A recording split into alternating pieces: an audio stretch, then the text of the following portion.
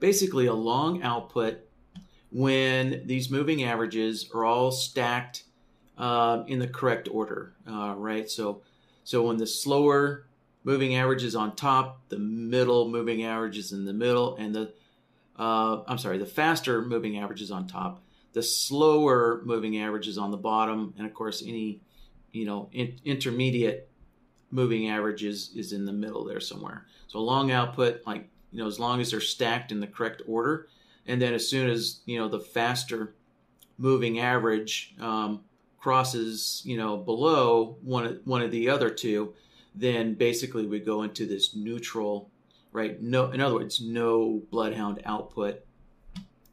And then if we scroll over here, we can see once the middle EMA period goes in the correct order here.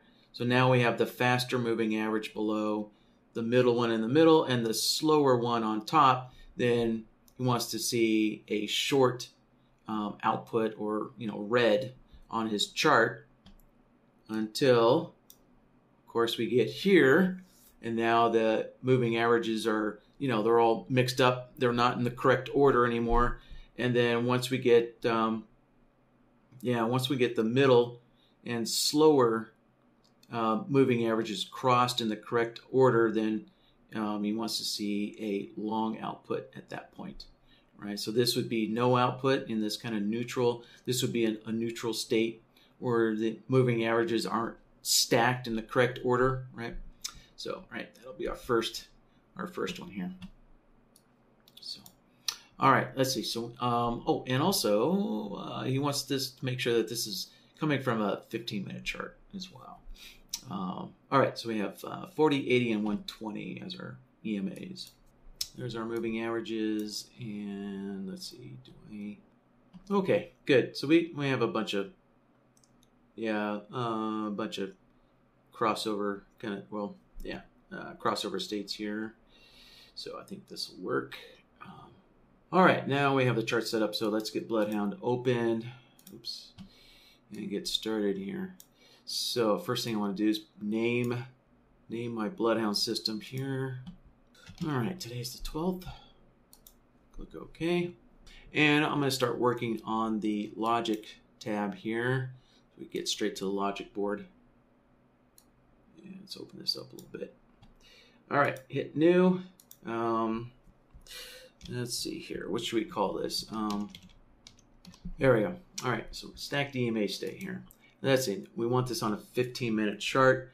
So let's go back over to the solvers tab here, and let's add that 15-minute chart. So we'll click on the chart button and then go over here and make it a 15-minute. And there we go. All right, so remember, whenever you add multiple chart data, we need to reload the chart. So that way BloodHound has access to that 15-minute data. There we go. All right, let's get BloodHound back open. There. All right, now let's go back to our logic board. All right, and so from the solvers menu here, you'll notice that now we have two different time frames to choose from, right? So again, the default time frame is always going to be the chart that BloodHound's running on. So in this case, it'll be the 10 range chart that BloodHound's running on. And then we have the 15-minute chart data here.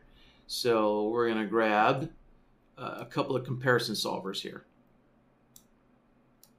So simply put, what we're doing is we're just going to say, we're going to compare the faster moving average to the middle moving average, and then the middle moving average to the slower moving average, and make sure that the faster is on top of the middle, and the middle is on top of the slower, and of course vice versa, for a downtrend.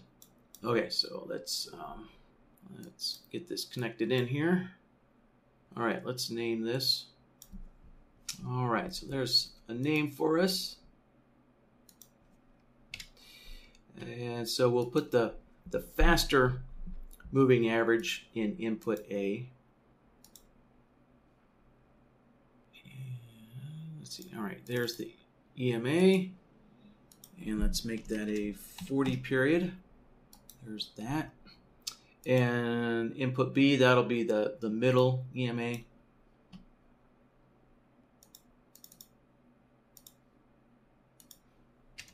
All right, and make that the 80 period.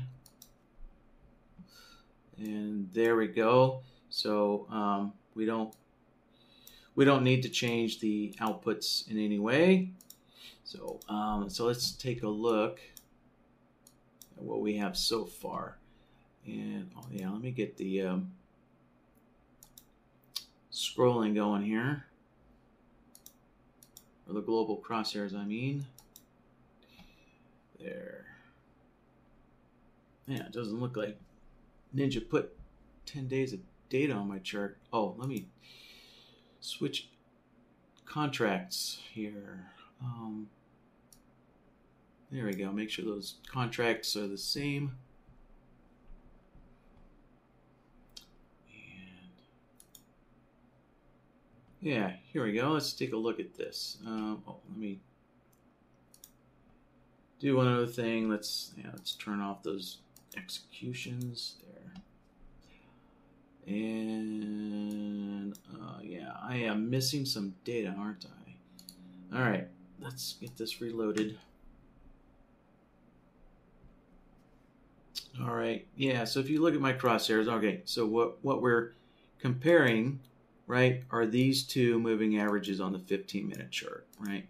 So we can see when they cross each other, right there, and right there. There we go. So on our 10 range chart, right, there we go. The output switches like that. Okay, so we know things are working good so far. So let's finish off the rest of the conditions here. All right.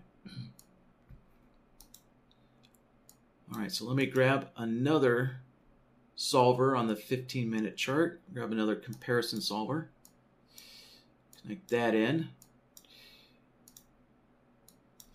And this time, it'll be the EMA 80 period and the EMA 120 period comparison.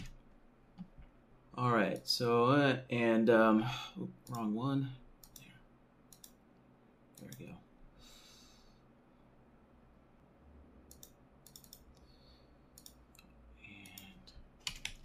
All right, 80 period. And then input B, that'll be the EMA 120.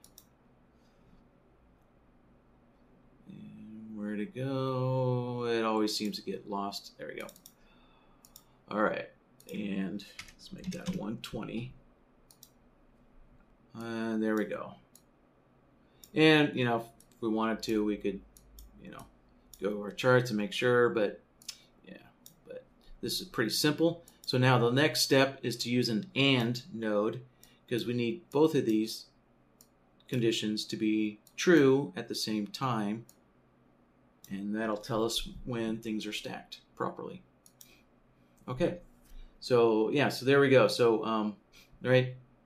So over here, right, when the EMAs, you know, are not stacked in the correct order, there we go. There's our neutral area.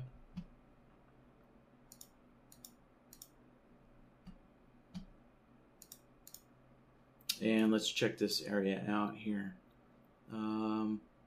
Great. Yeah, so we can see here. Yeah, so right here, let's put this little circle. So there we go. The faster, right, moves up, and now they're no longer in the correct order there. So, and then once the middle EMA and the slower middle EMA cross in the correct order, right? So let's take a look. All right, so there's my cursor. There we go, neutral zone. Those EMAs are not stacked correctly. And then the middle and slower EMAs cross each other in the correct order. You know, they're stacked on top of each other in the correct order. And now there's the long condition there.